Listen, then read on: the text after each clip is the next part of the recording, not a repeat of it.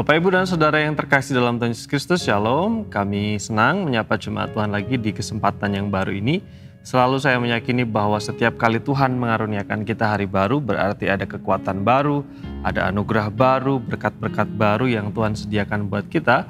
Kendati pun juga mungkin kita akan menghadapi tantangan baru, persoalan baru, tapi yakinlah bahwa kemurahan Tuhan selalu beserta dengan kita. Izinkan saya mengajak jemaat yang terkasih untuk melanjutkan perenungan kita. Di beberapa waktu lalu saya sudah mengajak jemaat Tuhan untuk mengajak kita semua menyadari bahwa ketika berkaitan dengan kehidupan yang kudus, maka kita akan bersoal dengan pencobaan. Mengutip dari Thomas Aquinas, maka ada 3 sumber pencobaan yang manusia atau khususnya orang percaya perlu pahami. Yang pertama adalah daging manusia, yang kedua adalah dunia kita, kemudian yang ketiga yang akan kita bahas adalah sumber pencobaan itu berasal dari si jahat.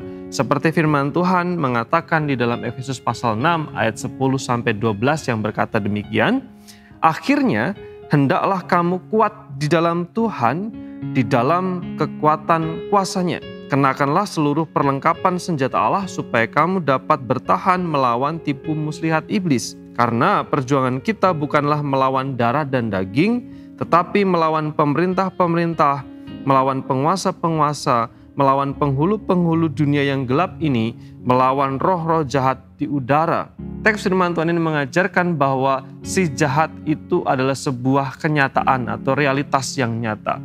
Kalau kita bergumul dengan kekudusan hidup, berjuang untuk hidup berkenan di hadapan Tuhan, kita harus menyadari bahwa kita tidak hanya sedang bertarung untuk mengalahkan keinginan daging kita, kita tidak hanya sedang berjuang untuk tidak kompromi dengan dunia, tetapi juga kita harus berjuang untuk bisa mengalahkan si jahat. Teks firman Tuhan menyebutkan oknum si jahat di sini sebagai pemerintah-pemerintah, penguasa-penguasa, penghulu dunia atau pemimpin-pemimpin dunia yang gelap atau dunia kegelapan. Yang disebut di dalam bagian terakhir roh-roh jahat di udara. Ini adalah sebuah kenyataan yang harus kita sadari bahwa kita sedang bertarung di dalam pertarungan spiritual melawan si jahat. Dengan pertarungan yang sedang kita hadapi ini, kita ditantang untuk berjuang, untuk memenangkan pertandingan, mendapatkan perkenanan Allah dan hidup berkenan di hadapan Allah. Sementara si jahat, iblis, roh-roh jahat, penghulu-penghulu dunia, penguasa-penguasa kegelapan itu berusaha menggoda supaya manusia jatuh ke dalam dosa dan tidak lagi mendengar suara Tuhan, tidak lagi menuruti kehendak Allah. Bagaimana caranya mereka bekerja? Roh jahat bisa merusak fisik manusia dengan cara merasuki manusia. Lalu kemudian ada penyakit-penyakit tertentu seperti yang di dalam Injil-Injil itu yang disebabkan oleh kuasa kegelapan. Menghadirkan kelemahan, menghadirkan kenajisan fisik, gangguan fisik, lalu kemudian menguasai tatanan sosial, kemudian menguasai pola pikir masyarakat. Itu bisa dilakukan oleh si jahat. Tetapi juga roh jahat atau kuasa kegelapan bekerja di ruang-ruang spiritual, menghambat pertumbuhan iman orang percaya, membuat orang percaya itu kerdil, membuat orang percaya itu kehilangan persekutuan dengan Allah. Rohnya dihambat supaya tidak bertumbuh, spiritualnya dihambat supaya tidak dekat dengan Tuhan. Roh jahat juga berusaha supaya menipu, dikatakan di sana melawan tipu muslihat iblis, berarti tujuan pekerjaan dari si jahat adalah menipu, membelokkan kebenaran, memelintir kebenaran firman Allah. Ketika si iblis bekerja untuk memelintir kebenaran ini, membelokkan kebenaran ini, bisa jadi yang salah seolah-olah benar, kemudian yang benar seolah-olah salah. Dengan pikiran-pikiran dari si jahat, sesuatu yang sebenarnya salah, kalau kita tidak peka menjadi sesuatu yang nampaknya benar. Tidak apa-apa, itu kan wajar, itu kan lumrah.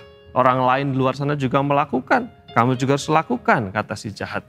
Seolah-olah itu benar. Wajar. Kamu sudah disakiti, kamu sudah dilukai, sekarang kamu harus membalas. Itu sesuatu yang wajar. Orang di luar sana juga melakukan. Seolah-olah membuat kita nyaman. Atau roh jahat juga mengatakan, lihat, kamu bukan orang yang dikasihi Tuhan. Buktinya ada kesulitan kehidupan. Buktinya kamu tidak ditolong Tuhan.